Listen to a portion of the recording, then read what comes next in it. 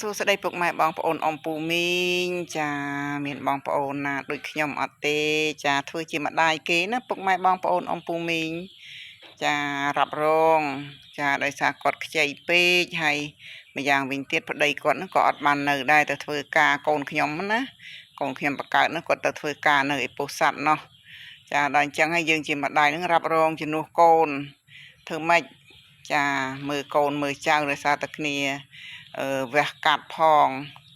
ហើយដើមវិទ្យាខ្ចីណាស់បងប្អូនហើយទើបបានមួយអាទិត្យទេអញ្ចឹងហើយយើងរ៉ាប់រងទាំងអស់ណាពុកម៉ែបងប្អូនជួយទៅហើយកុំខ្លាចបាបបុណ្យអីណោះកូនយើងទេយើងចេះតែជួយមើលការខុសត្រូវទាំងអស់គ្នាតោះចាបោកគក់អីអញ្ចឹងទៅលែងទៅទិញមន់ឯណាបានរួចហើយទៅតែប្តីទេឃើញទេពុកម៉ែបងប្អូនអំពូមីងនេះ